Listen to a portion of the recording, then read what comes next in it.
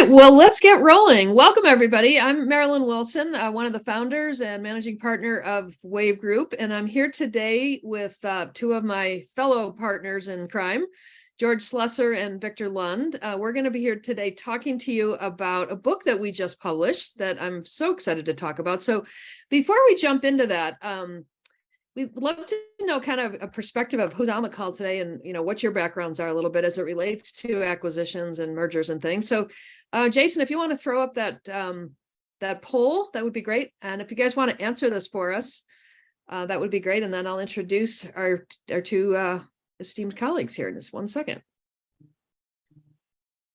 So we're really at what asking the question is, how many brokerages have you acquired? None yet.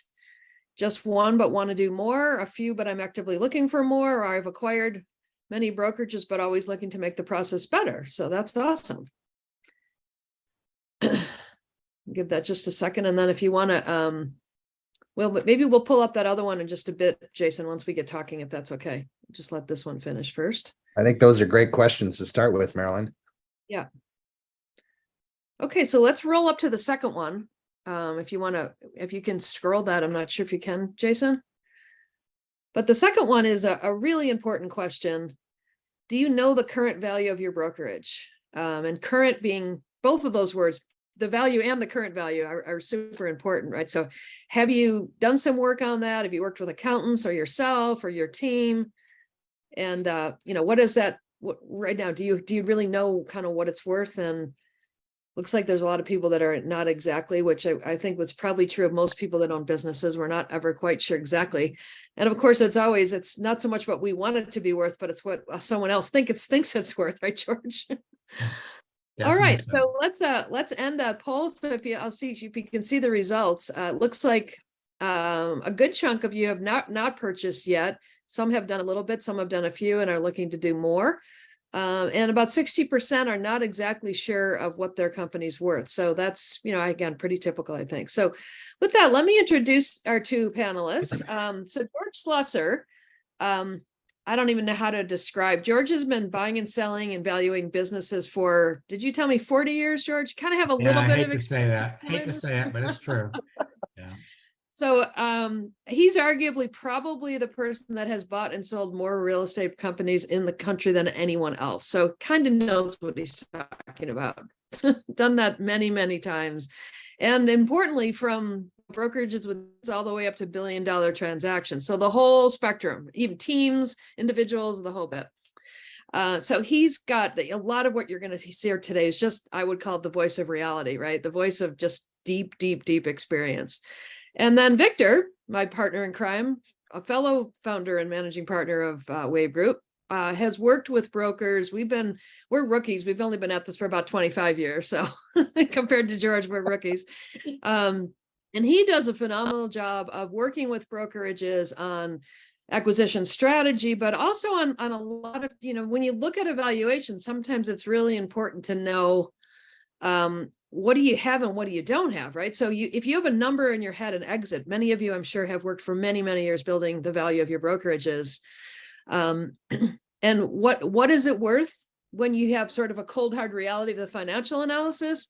But importantly, what can it be worth, right? And that's where a lot of times both George, Victor, and frankly, all of WAV Group helps to say, I'd like it to be, 50% more than what you just said. What is it going to take? Right. So there's a blend here of not only I'm ready to buy, I'm ready to sell, but what can I do to maximize that such hard-earned work that I've done all these years?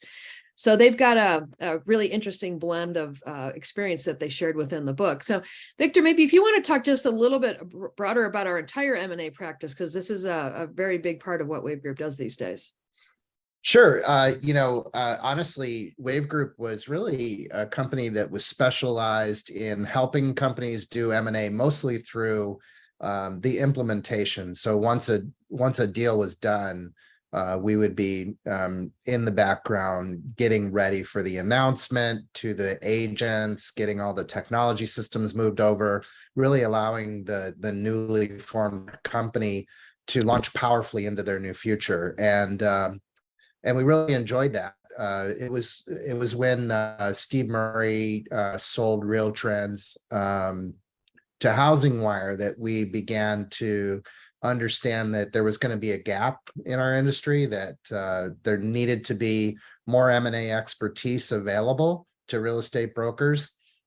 We were very fortunate to have George Slugger join our company. He joined us from Realogy, where through his career, he's performed over 600 transactions. Realogy being now called Anywhere, but at the time he was there, it was called Realogy. They were the largest real estate brokerage in America. So it was really great to have George join the company. We certainly have worked with a lot of firms like Pacific Union, and we were collaborating with Pacific Union when that company was acquired, and worked with their leadership team over the many years as they became the fourth largest or fifth largest brokerage in America, the number one brokerage in California. Learned a tremendous amount through that, and we're happy to support the principal, Mark McLaughlin, in his sale to Compass, which is certainly one of the historic all-time high transactions in the history of our industry. Mark has since joined WAV Group. He's also part of our M&A team. He works tightly with George and I, and focuses really on some of the larger transactions. That's sort of his expertise. And also on our M&A team is a great gentleman, Finley Hare. He ran the southeast corner of our country for Sotheby's, and has a lot of experience identifying great acquisition candidates and working people through growth opportunities. So we've got a really solid team here, and it was really wonderful to collaborate with George on this book. George wrote his first book many years ago, right, George? Many years ago. Yeah, and when he joined, I was able to get him to send me a copy, and I read that book, and I was just awestruck at how many of the fundamental things that George wrote about in his first book played so correctly into what's going on in the real estate industry today. It just needed a little updating, and that process of collaboration was a really enjoyable experience for me, and I really appreciate everything that you've shared and brought to our company, George. Oh, thank you. You're too kind. It needed a lot of updating, but thank you, Victor. Well, let's just jump in. I mean, I think one of the first questions that probably every broker in America has right now is, so what's going on out there? The market is a little softer than it's been. Is this, kind of not unlike home buyers and sellers? Are we in a buy time? Are we in a sell time? Are we in a both time? Where's the market right now? I'll kick that over to you, George. How would you describe what's happening with the M&A marketplace at the moment? Yeah, so overall, obviously it's slower. And for a couple of different reasons. The stock exchange companies about a year ago really put a pause on all their acquisition efforts. So the major players with the big cash have been out of the program for the last year, really, year plus. And this has allowed a lot of the regional players and a lot of the local players to be much more aggressive. So overall, you're not seeing the big splashes, really, of acquisitions, but you're still seeing a lot of smaller acquisitions. The other thing that changed dramatically is that 2022 was a really pretty good year from a financial standpoint for most companies. And then it started to slow in the beginning of 2023. So sellers were very concerned about, wow, I should have sold 6 months ago or a year ago or 2 years ago. And so there's a little stalling, especially the first 6 months of 2023. But I think everyone has come to believe the new reality of where we are. So now you have legitimate sellers out there, and you have a lot of buyers potentially looking to purchase companies. And the whole trajectory has really changed from expansion type activities to more of the roll-ins, as we call them. So most of the acquisition activity is now for roll-ins or fold-ins, whatever you might like to call them. And I think we're going to see more than we've ever seen in the next 3 years, even through the last cycle, 2008, 9, 10, 11. I think you're going to see more now just because of the number of companies that were opened in the last 3 years, 4 years. Just because the market has been so good, we're extraordinary. And I'll let Victor talk about the numbers out there, but I think it's mind-blowing the number of brokerages that are out there currently. Yeah, it's really hard to pin the number down, George, but the number that we kind of work with or operate with is from the National Association of Realtors, and they suggests there's about 108,000 brokerages in America today, which is an enormous amount. I expect that many of them are dropping like flies. The number's probably going down. We've seen not a tremendous retraction in overall agent count, but as we all know, when you see a 20% decline in market volume, and in some markets today, we've seen a 35% decline, it really puts a lot of pressure on the recurring office expenses, the fixed cost of operating a brokerage. And, for us, we find that to be an enormous opportunity for companies to expand and merge.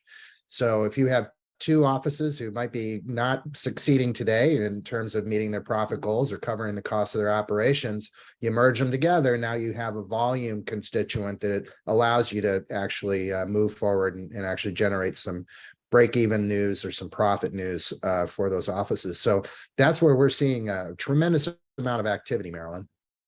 Interesting. And when you say, I'm going to act like I know nothing about this stuff because frankly, it's not my priority or focus. So I really don't know that much about this.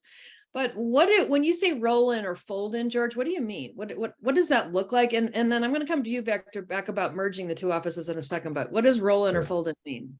Okay. As Victor stated, most of the acquisitions coming the next 2 or 3 years are economies of scale acquisitions, where you've got two companies that have fixed expenses and you want to reduce them, whether it be with some management consolidation or it be office consolidation. But a roll-in truly is typically the buying company or the acquiring company has an office location already. The seller may have an office location, but ideally you close one of those and you fold all the agents in, because most companies have excess capacity, especially with the virtual workplace now and in so many tools from a technology standpoint. So we can put more agents in the typical office space. So if we can fold more agents in the typical office space, we can, all the occupancy expenses go away, but also a lot of even the advertising, the marketing costs, the accounting costs, the legal costs, everything is really has excess capacity for the most part, so that most of the revenue can then drop to the bottom line. And that's really what mergers are all about in any industry that you look at. And in real estate especially, you have two companies, as Victor said, that may be making money or not making money. You put them together and they can be profitable. Got it. That makes a lot of sense. So what's happening to the valuation of brokerages? And I guess one question that I would have, because I'm, of course, real estate, generally, if you look at long-term trends, it generally continues to go up and continues to get more valuable, but we do have ebbs and flows, right? And some would say we're probably in a bit of an ebb at the moment, or a flow, I'm not sure which. So when you're valuing a company, do you look just at short-term revenues, or do you look at the longer-term potential? And what are kind of the components that determine what a company is worth? Victor, you want me to take it? Sure. George, you're the valuation expert, so go ahead. I'll take this one. So it also depends if you're a seller or buyer, what you think the value is. And it's always what the willing buyer will pay at the appropriate time, or the actual time. But in doing a true valuation, we look at the last year, 2 years, and 3 years. But what we're really looking for is sustainable income stream. So it really doesn't matter going forward what you did last year or even last month. It's really what the buyer believes is going to happen in the next year, 2 or 3. So that's why the valuations have been really radically changed, because everyone's sort of concerned now, we're not going to be like 2020, 21, and 22 going forward. It's going to be a different world. And so even though it was incredibly profitable, that you can't really look at the last 3 years anymore. You've got to go more pro forma of what the next future 3 years are. And all acquisition valuations have always been on the future. It's just 4 years ago, we were pretty comfortable that the market's going to continue to ride along. So you had a higher valuation. But right now, the valuations truly are going down because people are just concerned about the next 3 years. I would add to that, Marilyn, we really think that 2019 is a year that you should take a really close look at. Where was that company in 2019 and how were they positioned? Because we've seen 2020, 2021, and 2022 have been an anomaly. And I would say to some extent, you could say that also of 2023, given, what the Federal Reserve Bank has done with interest rates. Whenever you see any kind of economic activity which leads to data points which are outside of the boundaries of anything we've ever experienced in an economic environment, you need to discredit those a little bit. So, I think if you look back to 2019, and we've told brokers this already, look at your 2019 numbers and see how you are benchmarking against those numbers. Sure, we're down 20 and 35% off a year ago, but hey, we were also up 20 and 35% over prior years as a result of the pent-up demand caused by, the COVID epidemic. So, if you go back to 2019 and you look at the flow of business you were doing then and how you were operating then, and then try to understand where you're at today in relationship to that, I think you're in a good spot. Yeah, let me add. So Yeah. in valuations, a lot of times we can put a price on it, but really the price isn't as important as the terms. And so what we're trying to do is to get the seller to be understanding of there needs to be profitability for the buyer to buy the company, and for the buyer to understand that the seller needs to earn something out of it. And so to maximize value, we do something called an earnout, which you may all be familiar with, where there's little or no cash up front in these days, and then the company is paid out on a performance basis based on their company dollar. So the seller can maximize their value. If they think the market's going to go up, they'll make more. They think it's going to stay flat or go down, then the seller or the buyer is going to pay less overall for the company. But most every acquisition that we're seeing in the last 6 months is all performance based. So it's not really a guarantee that they're going to get X, but both sides have to be able to compromise in this current marketplace of what the next 3 years, because we may be wrong. So a year and a half out, it might just go straight up again. And the earnout is really the best way for both sides to be minimize the risk and maximize the value to both sides. So how do you, as someone that might be interested in selling their company, prove to the buyer, or I shouldn't say prove, but convince the buyer that your earnout's going to be tremendous because you're a great operator, you're going to beat the odds in terms of what the market trends look like? How do you demonstrate that to a buyer that you're just one of the rock stars out there? Yeah, so the demonstration is in part of the diligence process, but it's really baked in. So you're going to see what have you done? Did you beat the market, or did you just ride with the market the last 3 years? And that's really the what you can do from an analysis standpoint is if the market went up 18% and you went up 22%, then you're a rock star. But if you just rode the market, then a lot of people think they're rock stars, but it's the market. Yeah, Gotcha. Marilyn, I would add, there are 9 chapters in our book, but really the first part of the book is really understanding your value proposition as a company. And whether you're a buyer or a seller, you really need to lock that in. You need to be able to say who we are or who I am. And those things are really important. Probably the most relevant theme throughout the book is when mergers happen, and there's no such thing as an acquisition in real estate. They're all mergers, by the way, because nobody ever wants to be acquired. They all want to merge. It's the best way to communicate the additional value of the two companies coming together. But as a seller, you need to be able to state what your value is, what your culture is, the deep relationships that you have with your agents, the quality of your staff, how your business has been positioned in the market, the value that you give to your customers and your clients. You need to know who you are.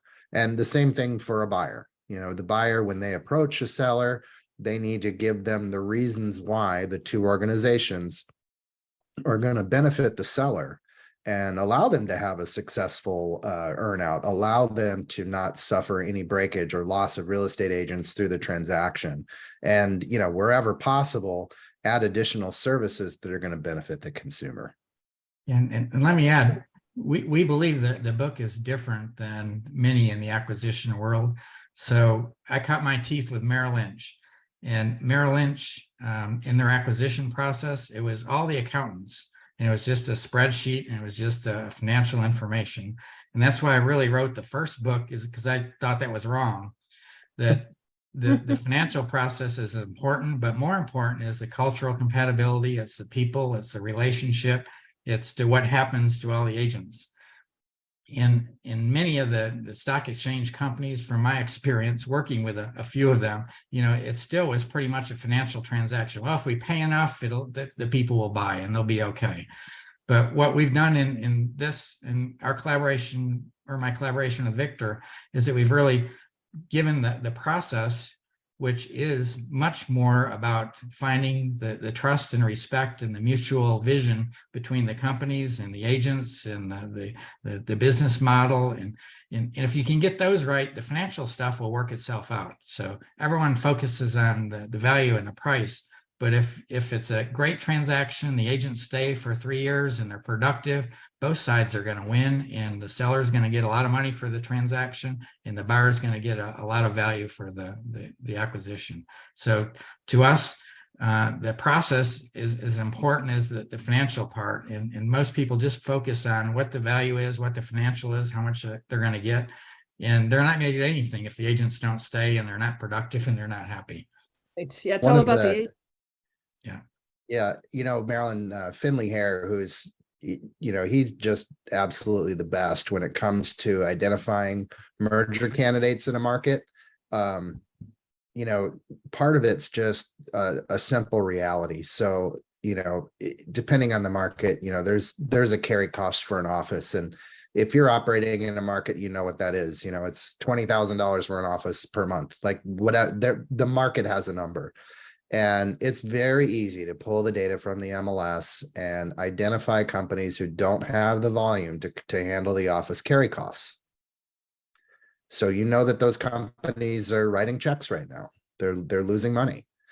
So being able to sort of circle those candidates and understand who they are, making it, is a direct path for an acquirer.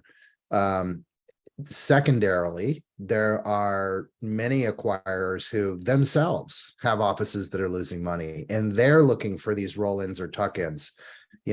We talk a lot about, when you guys are doing co-broke transactions, who are the brokers in the market that you really get along with, where you're deal doctoring at the closing table and you find synergies and like-mindedness, and their agents that are working on the other side of the trade seem to really be alert and well-trained, and the kind of folks that you'd want working for your company. And if you can identify those people and those companies where you're both in a little bit of a pinch together, it's an enormous opportunity today.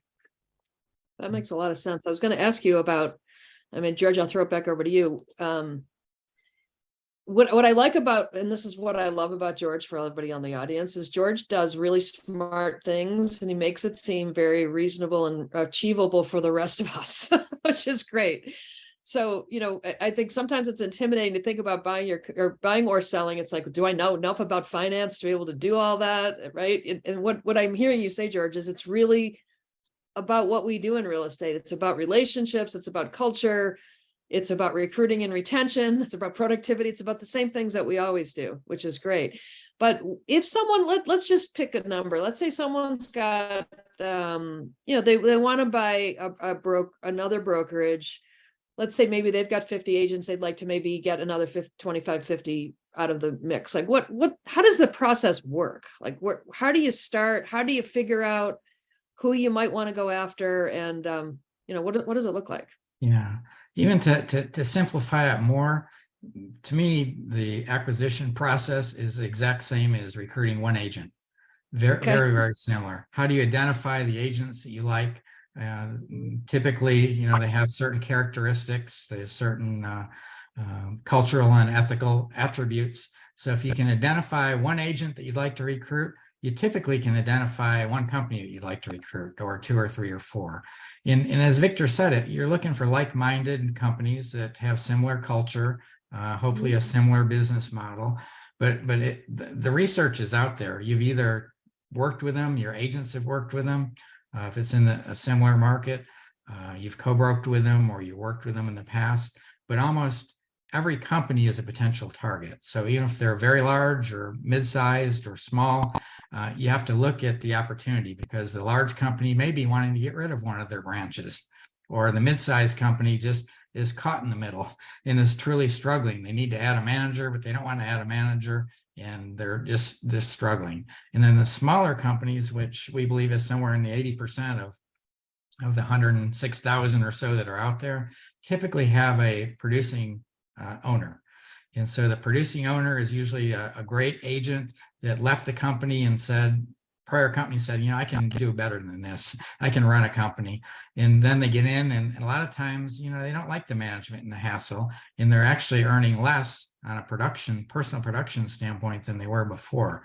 So in many cases, we believe that, wow, people know that there's they can sell their company, or that we want to acquire, but you really just have to get out there and talk with people and meet with them and talk about, you know, what they're doing in the next 3 years and how it might work with you guys. But every producing owner, to me, is just a really likely candidate in this next 3 years. They're going to make more on their personal production than they are running a company. That makes Yeah, I of would sense. add 2 things to that, Marilyn. You know, I want to reinforce what George said. When you have, you know, out of the 108,000 real estate brokerages today, probably, you know, if you go through the Real Trends 500 list, like, those are probably the only ones that are professionally managed without selling brokers, you know, maybe 500 to 1,000. Most companies are self-managed, smaller businesses where you have a selling broker owner. And yeah, they're, you know, just in your marketplace, Maryland, South County Realty, Byron Grant, you know, you saw his production go up 40% when he sold his firm. Pretty spectacular, you know. And the second point I wanted to make is that when you do fold in a company like that, and that burdened owner comes in and he or she starts selling real estate again, they start loving their job again and enjoying their career again, recognizing all of the financial benefits of selling more real estate and not having the burden on them of managing the real estate brokerage, those people become your chief advocates. You can, you know, you take that person as an example, and you talk to a competitor and you say, look at this. This person came in, they folded into our company, their production went up. This is the amount of additional income they made. And they'll tell you that it was the best decision they made. Would you like to talk to them? And they will. You know, they're always incentivized. So, you know, I think that reality is true today. And, you know, for folks out there who are trying to, you know, get out there and hustle to sell real estate to keep their business afloat and carrying the burden of the office on their own shoulders, they probably would like an opportunity to merge and partner up with somebody to kind of, you know, weather this storm, which I think, you know, by most people's analysis is going to be another 2 to 3 years. Makes sense. Okay, so let's jump over to the book. I know that that's a ton of work for both of you, so congratulations. I think a lot of us have aspirations to publish books and never get quite around to it, so good for you guys. But George, why don't you kick us off and talk about what's in the book and why is it worth everybody's read? What's it going to help them do? Hopefully it's worth everybody's read, but it's just, you know, all of our years of experience really put into book form. And there's always a process in an acquisition. And so we go through each of the steps and talk about, through case studies and through our actual experience, you know, what happens in each of those steps, whether it be from prospecting to negotiating to due diligence to valuation, in pretty elaborate detail, what each of those steps contain. And I think what is important to know is that every acquisition, whether it be a 2-person acquisition or a 200 agent company, goes through those steps. And it may be all compressed into, you know, 60 days, or it may be 6 months, but you have to go through each step. And so over the years, you know, we just found that if you methodically go through the steps, with hopefully the advice that we've given and collected from hundreds of different people, that you'll have a successful acquisition. And we've seen some acquisitions go wrong, and it's usually because they skip a step or they don't do everything within the step. And it's just as simple as that. It's not rocket science. It's just methodical recruiting, but you have a whole lot of variables going on when you have a company. Think if it's one agent, you know what the variables could be, but if you have 20 agents, you've got 20 variables there that you're trying to deal with. And so what we try to do is we've created checklists and forms and everything that we have used over the years to do acquisitions, so that everything in there is tested and tried and will work. So again, I tried to impart in Victor's help everything that we've learned from an experience standpoint, so you won't make those same mistakes. Victor, Marilyn, can you hold up the workbook? Because I'd love you to talk about yeah, it. yeah, This sure. workbook is magic. Yeah. Yeah. So this is the book, and this is the workbook. And, the paper version of the workbook is okay. Like, we do a lot of seminars, and we'll kind of use this as a, in-person thing that you can thumb through. I really recommend that you get the digital version of this, available on the WAV Group website. Maybe somebody can put the link in the chat or whatever, but the book is a great read. And then, in the book, we call out samples like an NDA. But in the digital version, we actually provide you the NDA. It's a really important first step when you start to share confidential information with the potential merger partner. Letters that you send out, and just all kinds of things, as George mentioned. When we told John Featherston a year ago that we were going to publish all this, he said, "You guys are crazy. Why are you going to give all of your secret sauce away?" And we're like, I'll tell you, the real estate industry needs to know how to do these things. And it's a lot of work, and we're still going to have a lot of customers that are going to hire us to do the work for them or with them. Certainly with the volume of M&A transactions, we can't do them all. But we find that the book is really serving the industry in a lot of different ways, Marilyn. One way is like, we have a brokerage, multi-office brokerage, and they just bought the book and the implementation system for all of their managers, all of their office managers. Again, these office managers in their particular business are responsible for recruiting, and they want to add that additional dimension of having them think about identifying potential partners for mergers that is going to grow their office and make their office more profitable today. Similarly, we have a franchise organization that has us teaching this to all of their franchisees, because they want to lift all boats. They want every one of their franchisees to begin with that first step, like being able to articulate the value of their company and be able to say it correctly, and to workshop that at their franchise owners meetings, and then go through the process and understand how you have to adjust the financials of a company. Maybe George can chime in on that. And then, how to identify and look for companies that would make good merger candidates. And again, you can look at the volume by office from the MLS today and know exactly where these companies are, and have a pretty good estimate just by looking at that, whether they're profitable or unprofitable. If they are profitable, how much? If they're not, how much? And then, the juicy part is actually getting through the negotiation and getting the transaction completed. That is always done in confidence. It's typically owner to owner or owner to owner with a consultant involved, because you can't let it get out. You cannot, under any circumstance, allow anyone to know that you're considering a merger until the day it's announced. So, all of those things are in the book. The implementation guide is great because it gets office managers. A lot of times an office manager was a real estate agent who is popular, doesn't want to go out burning shoe leather selling property anymore, and they want to come in and manage transactions and be a sales coach. But they haven't had that experience of being an owner, or thinking like an owner, or understanding how to operate a business like an owner. This book gets them there.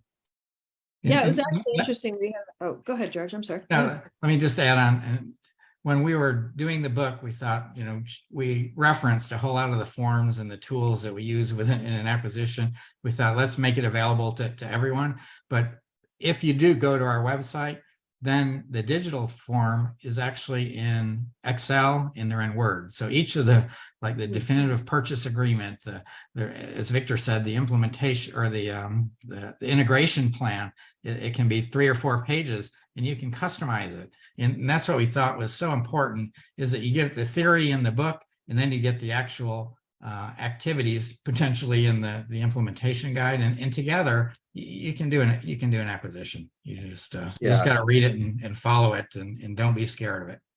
You know, Marilyn, we had a conversation with a broker from New Mexico yesterday, and she was purchasing the implementation guide for her CPA.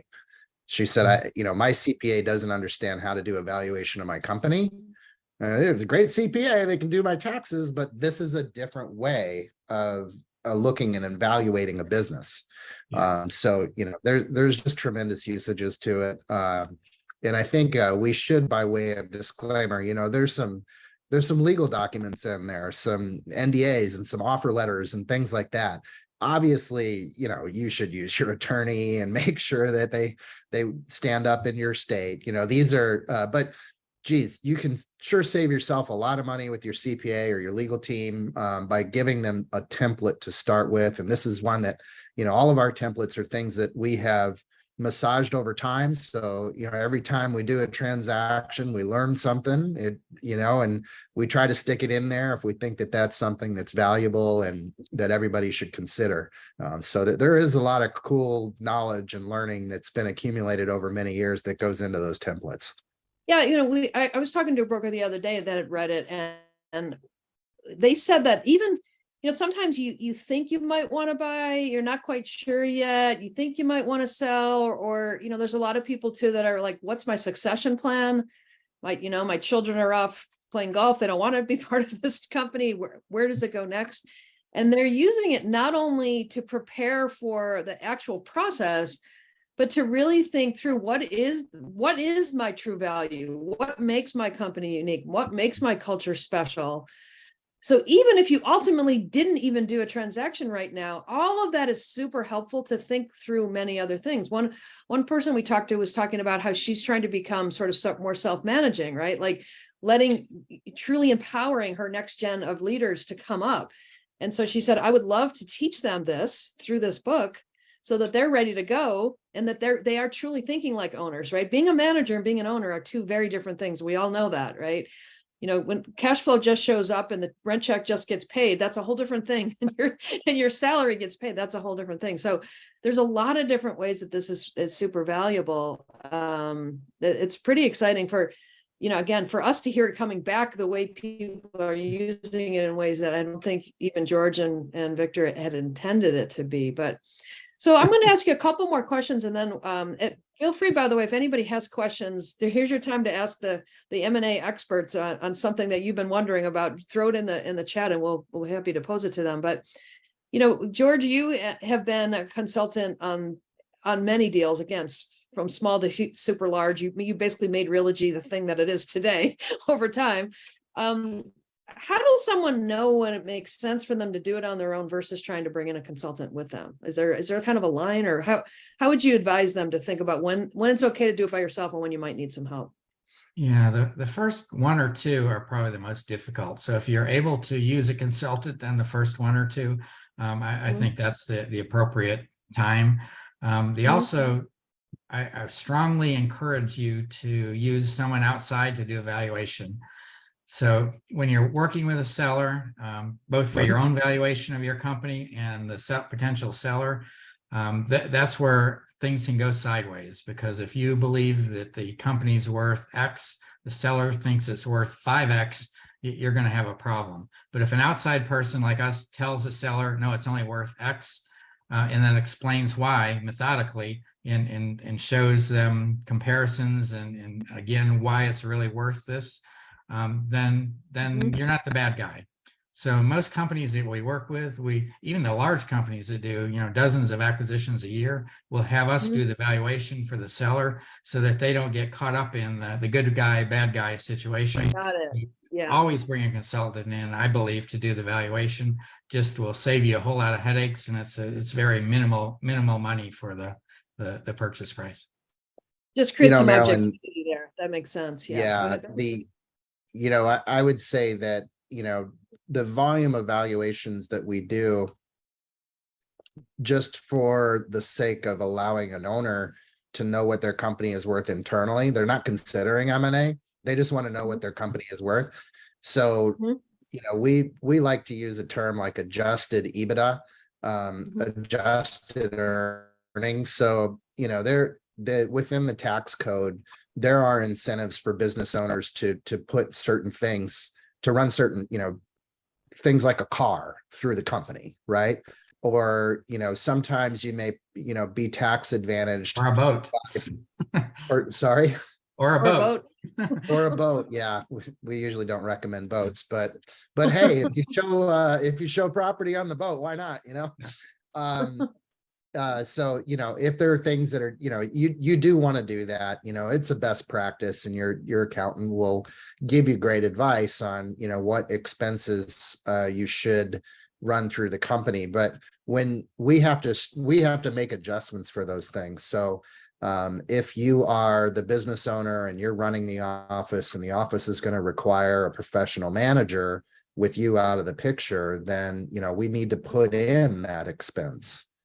A lot of times business owners will pay themselves a very small amount of money, significantly less than they're worth, in terms of a salary, only because it's more beneficial from a tax perspective to pay out profits and receive your profits as a dividend.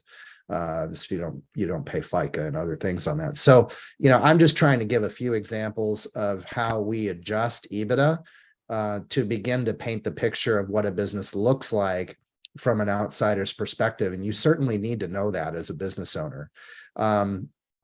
Moreover, when you are considering a purchase, so, we like to, real estate agents think a lot about the top line, how to grow revenue, but real estate brokerages like to think about the top line and how to grow revenue. A lot of times they don't make the best decisions on what the implications are of things that are on the cost side of the balance sheet. So when you think about acquiring a company, you think about paying a multiple of profits. And, it depends on the business, but it could be anywhere from 3% to 6%, or as low as 2% or whatever. Or in the case of acquiring a company that's not profitable, there's a whole different way to understand what the value of that company is.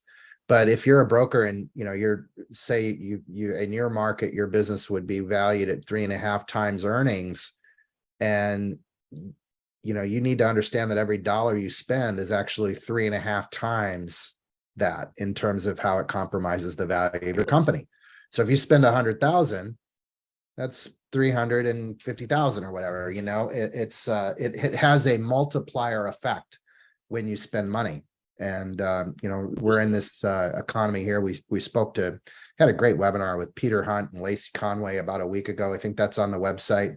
Maybe Jason, you could put a link to that webinar up somewhere. It was for the Broker Resource Network, which is, I think it's the biggest broker network in the country. It has, clearly like the top 100 brokers in the country in it. And they really share a lot of information about best practices. And, it was very inspiring to listen to Peter Hunt about, how quickly they were in. And I think you worked with them at ERA. Is that right, George? Yeah. I did. When the market began to change, and they're a 150-year-old company, so they've experienced these cycles before. They had a playbook for exactly what to do when the market's going down, when transaction volume is going down. They knew exactly where to cut, how quickly to cut. They were ready to go.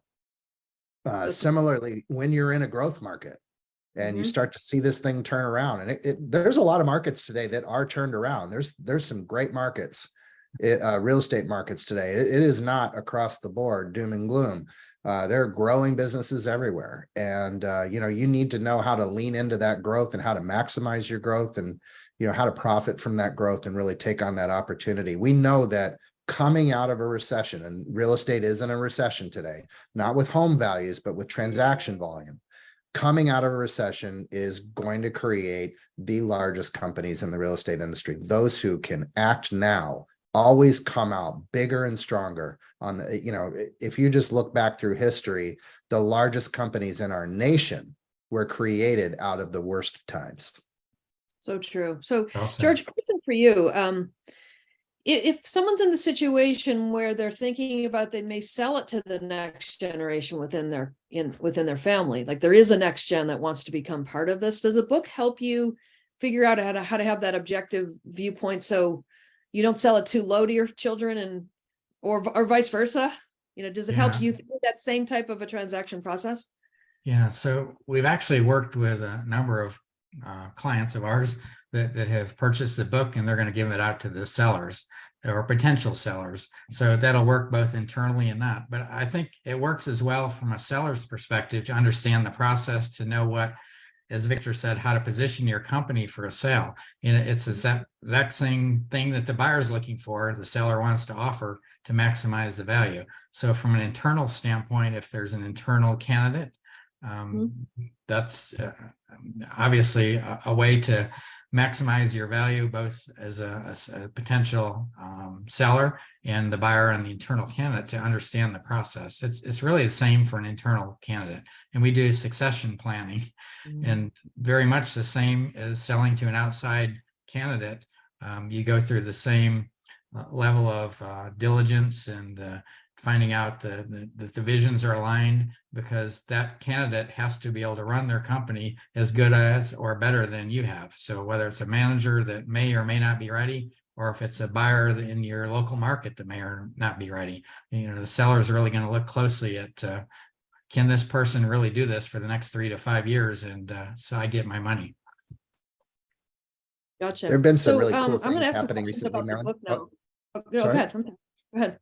No, I was just going to add, you know, it's interesting, you know, Mike Pappas from the Kai's company down in, and I think they have another one, Illustrated, but they're down in the Miami, Florida area. You know, they're regional brokerage, multi-office brokerage.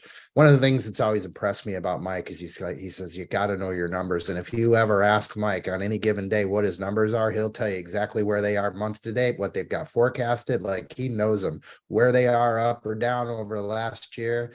And he's imparted that on his daughter, Christina, who has taken the lead at that company. And it's really exciting to see.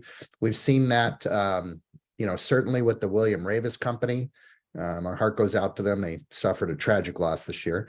But, you know, we've seen them really grow as they pass that company on. We saw, you know, Hobie Hanna has become the leader of Howard Hanna Company, you know, and it's great to see that happen. And I think Charlie Hunt just became the president of Hunt Realty. So we're seeing great transition to the next generation, and we're seeing those wonderful operators of those businesses, you know, in every one of those cases, Peter to Charlie, Hottie to Hobie. Well, really not just Hottie to Hobie, but, you know, certainly Helen and all of the Hanna family members. The way that they collaborate is very unique and is wonderful to observe. And of course, with the Pappases and others. So, you know, it is just it's a remarkable thing. Even Lacey, you know, she's taken over that business, Ladder and Blum from her father.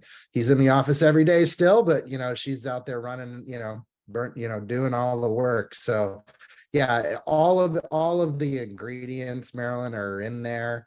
And, you know, I can't even count the number of valuations we do where a partner is coming into a brokerage. You know, a lot of times one of these broker owners has a top producing agent that's a super good friend. They want to retain him, and that person might be their future. So they bring him in as a partner, either for retention purposes or because that person's going to take over as they want to retire and resign.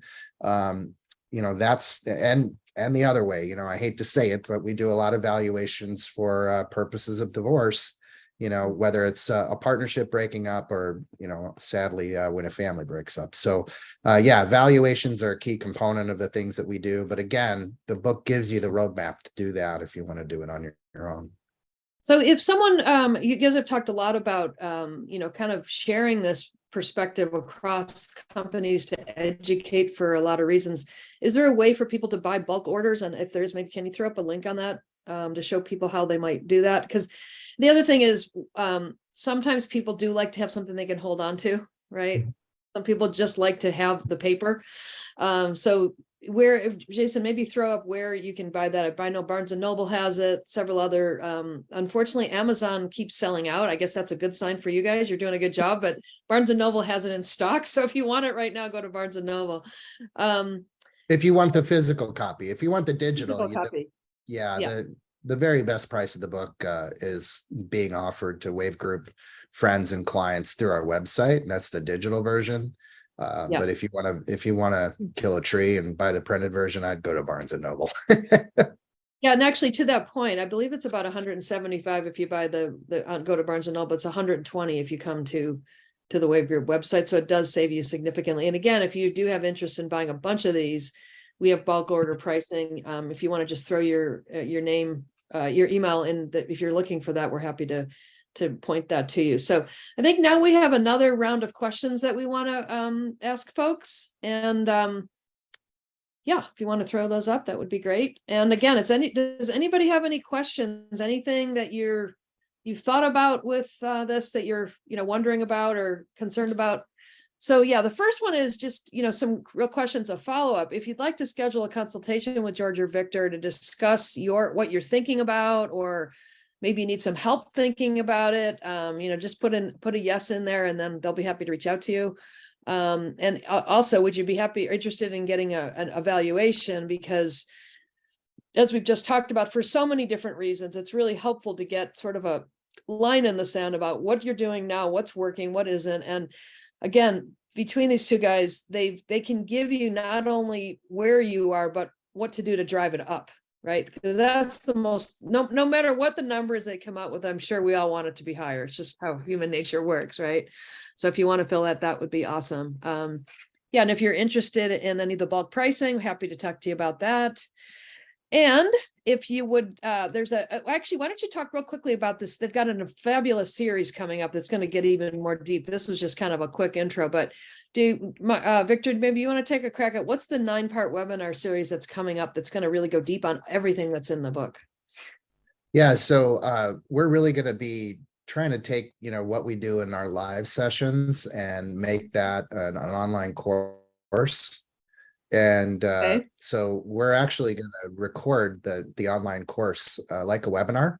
So Okay. folks will be able to come in and really get a master class where George and I walk through every component that we talk about in the book.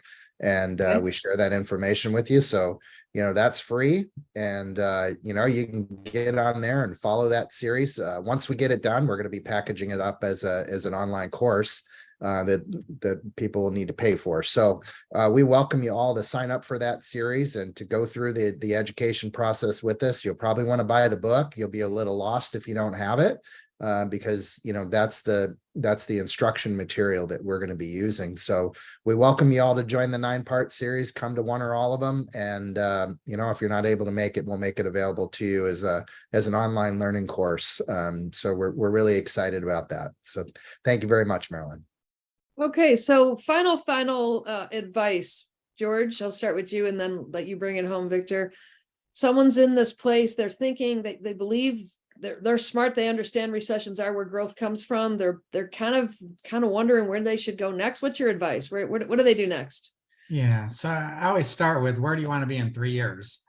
Do you want to be larger? Do you want to be the same? Do you want to be out of the business? And I do think that a majority of the companies are going to be a buyer or a seller in the next 3 years. And so you've got to decide where you are. Are you happy where you're at? Are you comfortable? And are you hunkered down for the next wave? And so just, be honest. And what's a company look like in 3 years? And then how do you want to get there? And we'd be happy to help you. And we also typically offer, if you have a question or a thought, hit me with an email or give me a call, and I'd be happy to talk with you about the process of what we do, but also answer any questions that you might have. So that's the best thing that we can do for any of our potential clients and future clients, is just to try to help you get on the right track. So that's important to us as well. Okay, Victor, final. What's Yeah, I don't your have much advice? to add to that. George, thank you so much. You're a great leader of our M&A group, and it's been just a delight working with you on the book, and we sure appreciate everybody who showed up today. And thank you, Marilyn, for Thank you having very us on and doing this webinar, and all of your staff who contributed to putting it together. We're really thankful, and we hope people enjoy the book and enjoy all the wisdom that we've tried to impart, and we're there to help you, whether, as George says, answer any question or speak to a group of you or whatever. We've got some MLSs right now who are hiring us for their broker forums, and as I mentioned before, some franchise groups that are inviting us in to talk to their owners, and a lot of brokerage, multi-office brokerages who want us to teach their office managers how to think like an owner and how to begin to understand how they make their office as profitable and successful as possible by adding the merger strategy into their agent recruitment strategy. So yeah, we're really excited and very thankful, and we think that there's great things to come. So thank you very much. Thank you. All right. Well, thanks to everybody for attending today. If you have any questions for us, you could just reach out to Victor at wavegroup.com, and he'll be happy to help you with all of this and point you in the right direction. Go to wavegroup.com/AMP, acquiring more profit, and take a look at it. I think you'll enjoy what you're reading about. Okay, everybody, have a great afternoon, and hope everyone has a wonderful third quarter. Thank you.